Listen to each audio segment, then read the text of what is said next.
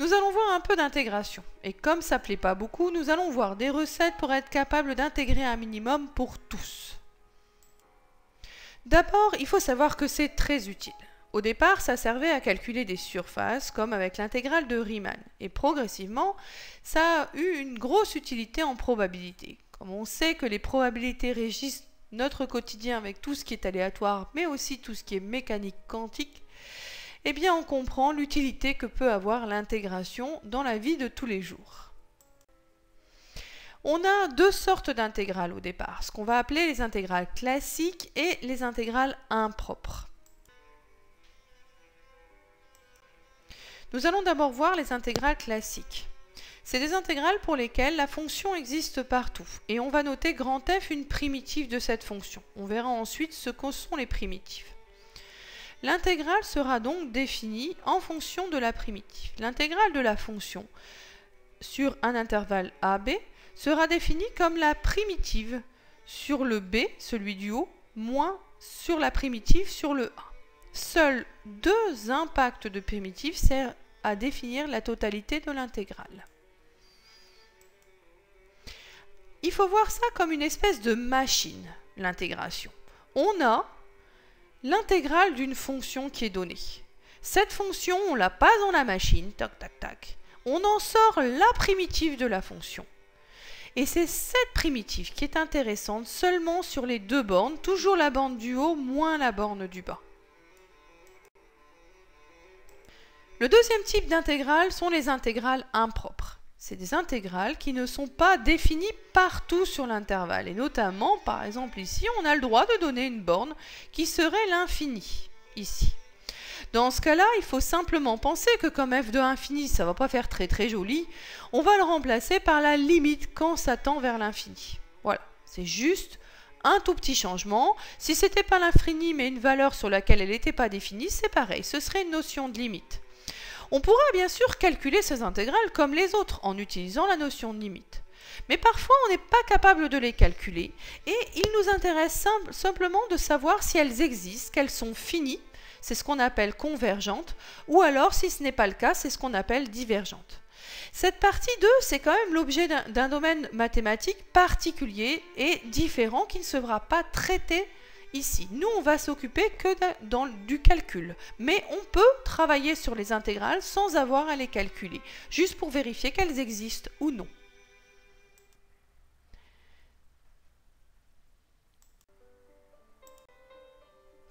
Donc, parlons un peu des primitives. Ces primitives, vous les trouverez dans n'importe quel livre ou sur Internet, ce sont toujours les mêmes.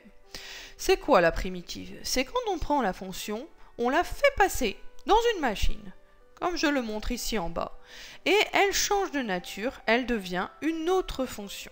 Donc la fonction f, si c'est une constante, après passage de la machine, c'est la constante fois un x. Si c'est ici un x puissance n, ça devient 1 sur n plus 1, x puissance n plus 1, etc., etc. Donc ça, ce sont toutes les fonctions possibles et leur transformation en primitive possible. On dit à une constante près parce que, évidemment, comme la constante, quand elle se dérive, elle devient 0, la primitive étant l'opération inverse de la dérivation, eh bien, on peut considérer qu'on pourrait rajouter à ça n'importe quelle constante, ce qu'on fait rarement dans la réalité. On va regarder comment on calcule une intégrale à l'aide d'une primitive simple. Pour commencer, on a un petit chien dans cette intégrale. Ce petit chien, c'est cette constante qui est là, ici au-dessus, le 4. En fait, le 4 ne sert à rien, c'est un chien. Sauf que le chien, on le met à la porte, devant l'intégrale, mais on ne l'oublie pas. On ne le laisse pas devant et après on se barre. Donc, il restera devant. On ne s'en occupera pas dans l'intégration, mais on ne l'oubliera pas à la fin de l'intégrale.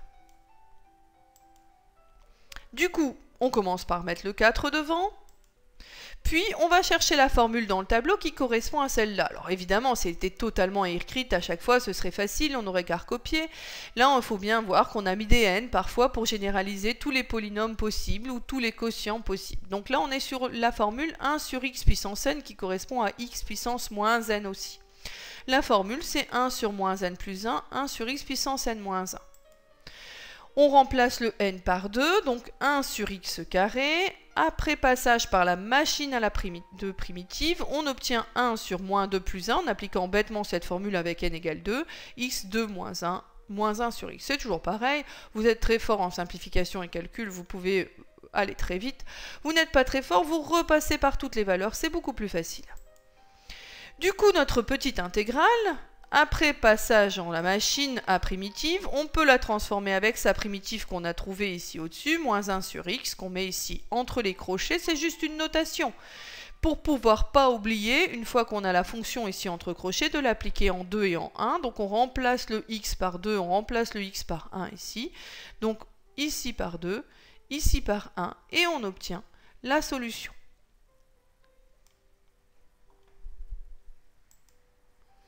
On obtient donc au final notre intégrale qui est donnée avec le 4, qu'on n'oublie pas, ce que je vous ai dit, le chien on le met à la porte mais on ne l'oublie pas, on le met devant, on trouve cette intégrale-là qu'on a trouvée ici et on finit notre calcul.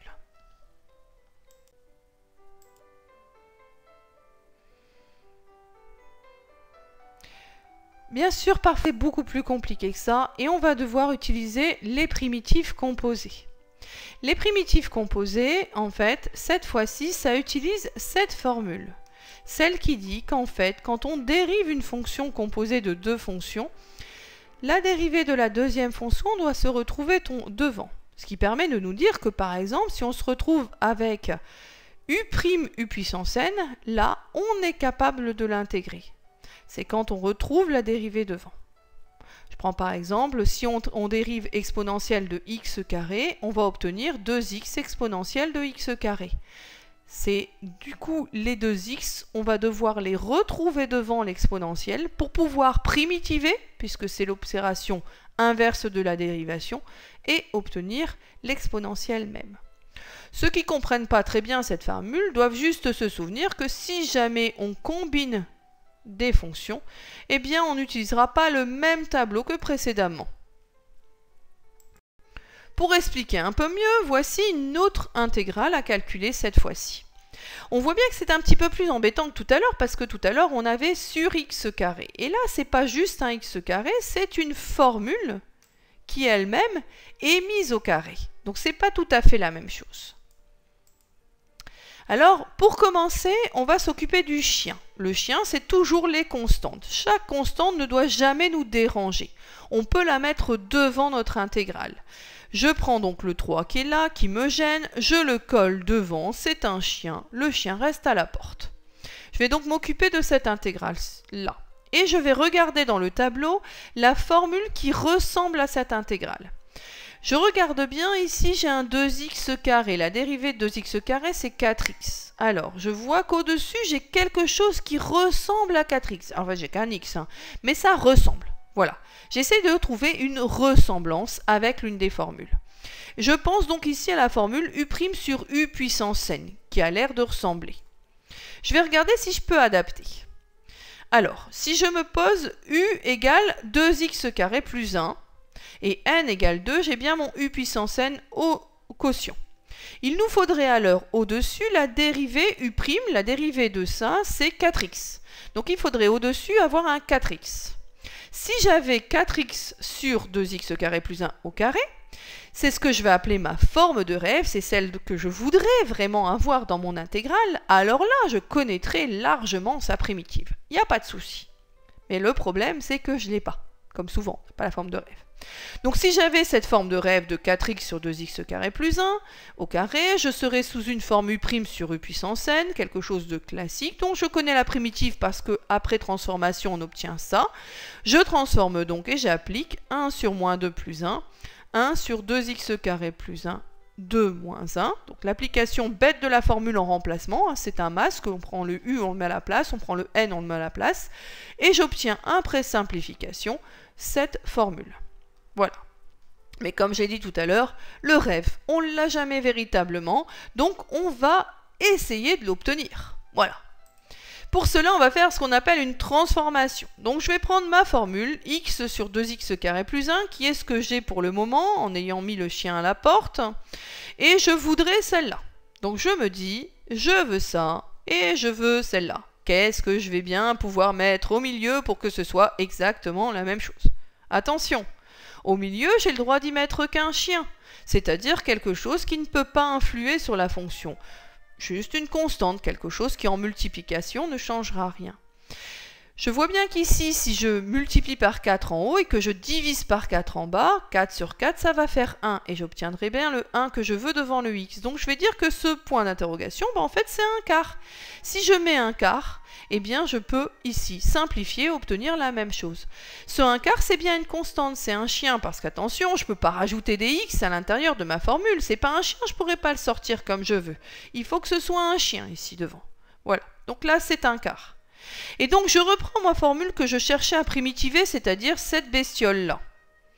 Je vais me dire la chose suivante, cette bestiole-là, j'ai vu qu'en fait c'était un quart de celle-là. Celle-là, je connais la primitive qui est ici. Eh bien, par le passage à machine à primitive, j'obtiens un quart de la formule de la primitive que j'ai recherchée tout à l'heure. Une fois que j'ai ça, j'ai quasiment fini mon travail. Je reprends ma formule de départ, ici.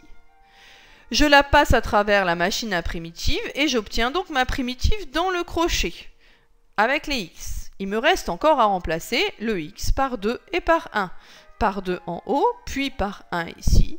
Je simplifie et j'obtiens 1 sur 18. Alors évidemment, il ne faut pas être trop mauvais en simplification, je reconnais. Mais bon, globalement, ça se fait.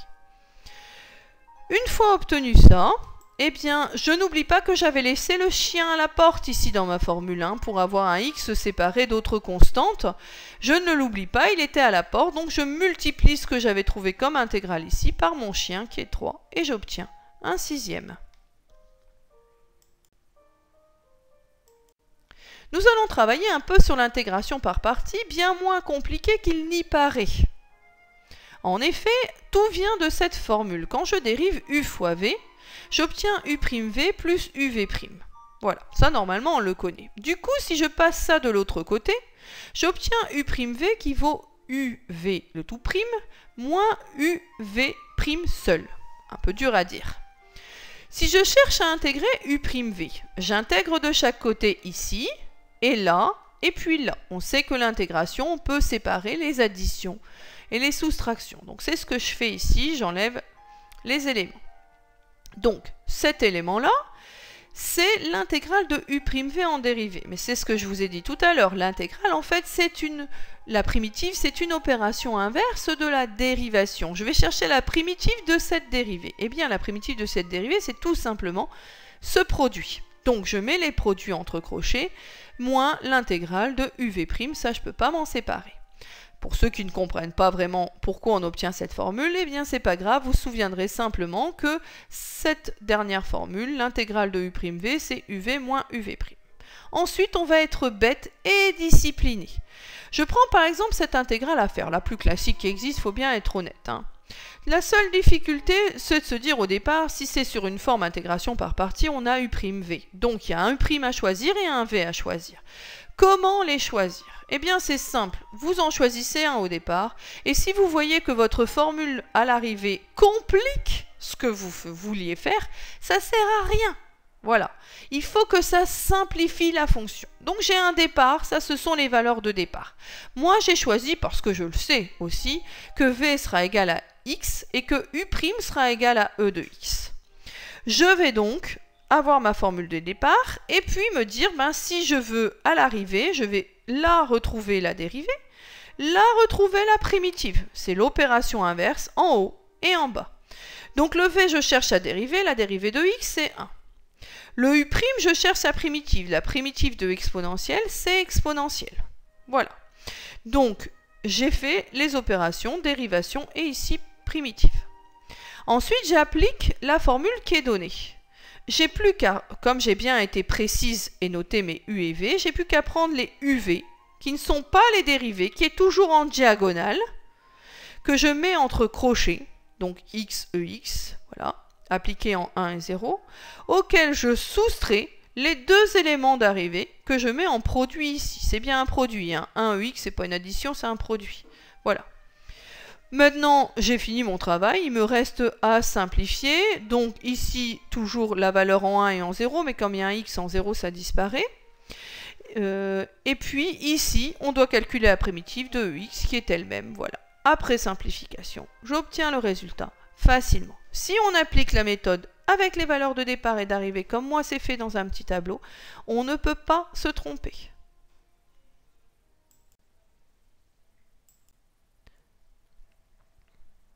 Alors là, on va travailler sur le changement de variable qui est encore un petit peu plus complexe et qui est pour les gens qui veulent aller un petit peu plus loin. On va faire deux exemples. Un premier cas d'exemple simple avec sinus de x dx. D'abord, on va choisir le changement de variable, parfois donné dans l'énoncé quand on est un scolaire. Voilà, ici, on choisit par exemple t égale 2x, c'est une fonction de x.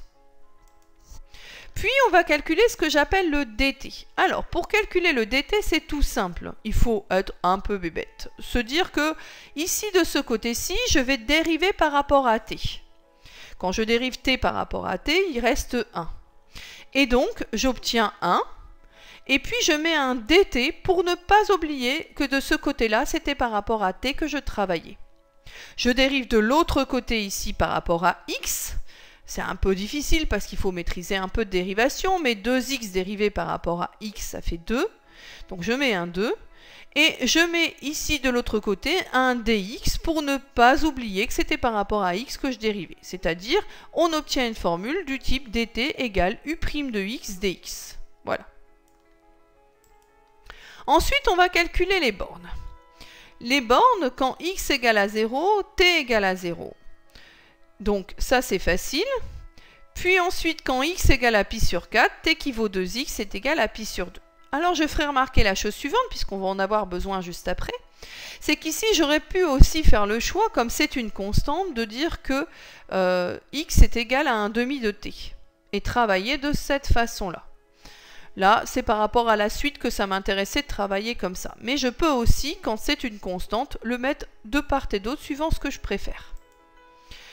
Donc, comme c'est une constante, un chien, eh bien, j'ai le droit de le passer d'un côté ou de l'autre. C'est toujours pareil, le chien, on a le droit de le prêter à son voisin. Si je prête au voisin, ça devient 1 sur 2. Bon, on va mettre le chien sur quelque chose, mais enfin bref, c'est l'idée. C'est de se dire, quand c'est un chien, j'ai le droit de le déplacer. Si c'est pas un chien, j'ai pas le droit d'y toucher. Donc, je peux le mettre de l'autre côté.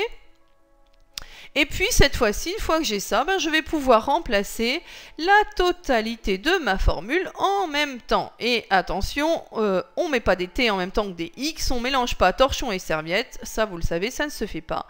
Et donc quand je remplace, c'est d'un seul coup que je vais tout remplacer. Donc je vais prendre mon intégrale de sinus x de x, je remplace d'un seul coup les deux bornes par celles que j'avais calculées ici, je remplace d'un seul coup le 2x par le t, et je remplace d'un seul coup le dx par un demi de dt que j'ai vu ici. Voilà.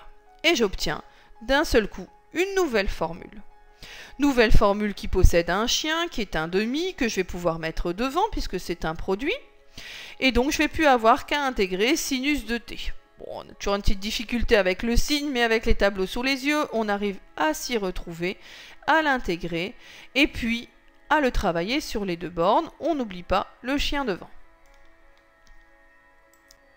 On va refaire un exemple, cette fois-ci un tout petit peu plus embêtant, puisque cette fois-ci on va mélanger des x et des dx. Vous remarquerez quand même, et je tiens à le signaler, que le changement de variable travaille de la même façon qu'une espèce de composition, et donc souvent on peut l'éviter quand on ne n'aime pas par une bonne recherche de fonctions composées.